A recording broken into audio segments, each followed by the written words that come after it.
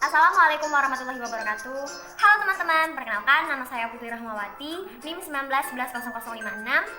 Saya dari Prodi S1 Farmasi kelas A semester 2.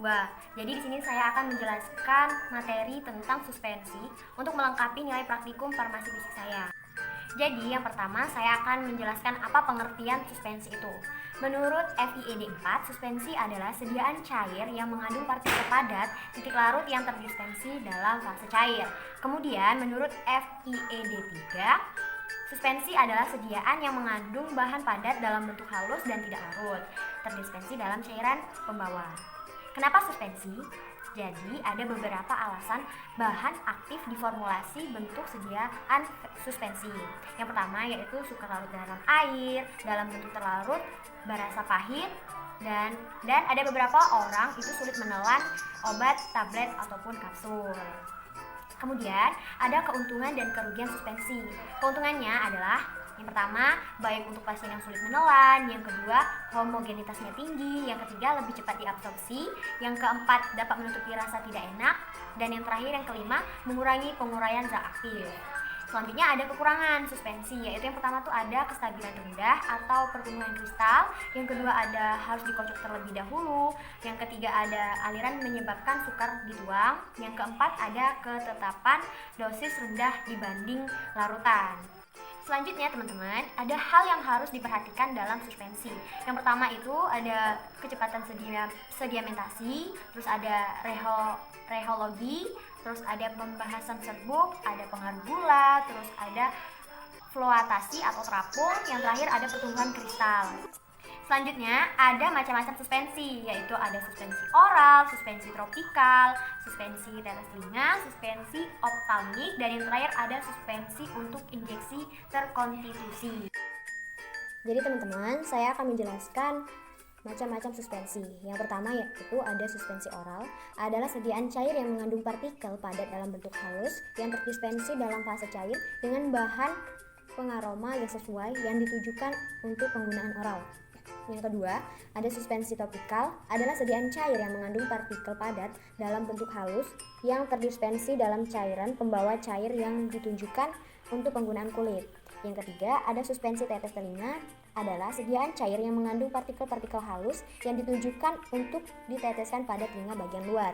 Yang keempat, ada suspensi optalmik, adalah sediaan cair steril yang mengandung partikel sangat halus yang terdispensi dalam cairan pembawa untuk pemakaian pada mata. Yang kelima, ada suspensi untuk injeksi terkonstitusi, adalah sediaan padat kering dengan bahan pembawa yang sesuai untuk pembentukan larutan yang memenuhi semua persyaratan untuk suspensi, steril setelah penambahan bahan yang sesuai.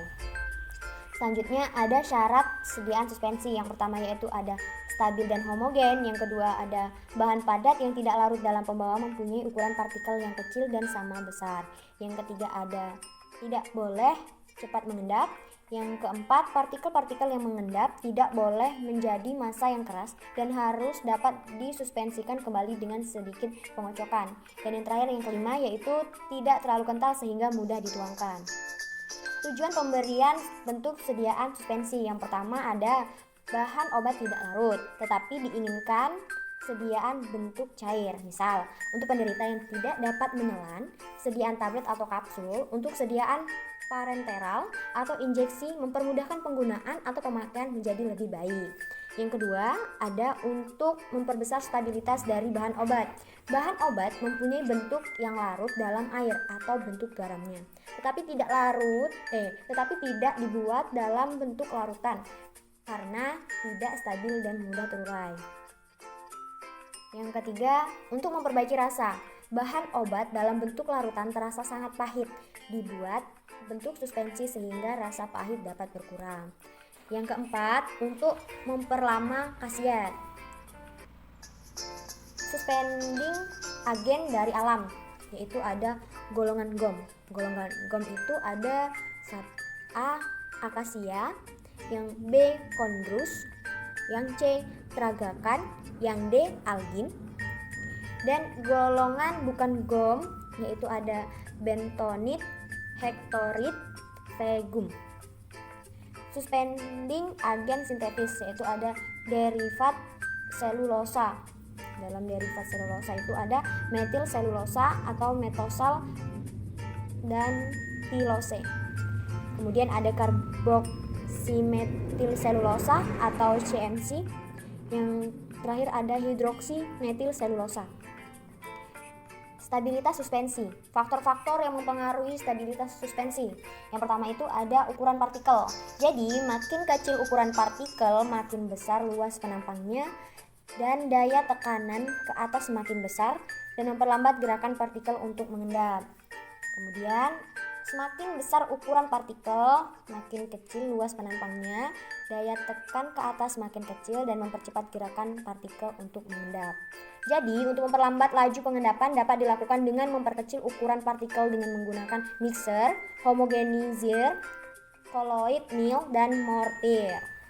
Yang kedua ada kekentalan. Dengan menambahkan kekentalan cairan, gerakan turun partikel yang dikandungannya akan diperlambat, laju pengendapan diperlambat sehingga suspensi tetap stabil.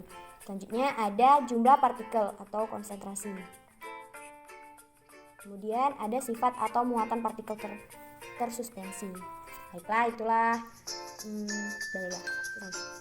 Jadi teman-teman, itulah presentasi dari saya. Apabila ada salah, saya mohon maaf. Kepada Allah saya mohon ampun. Semoga bermanfaat ya. Saya akhiri. Wassalamualaikum warahmatullahi wabarakatuh.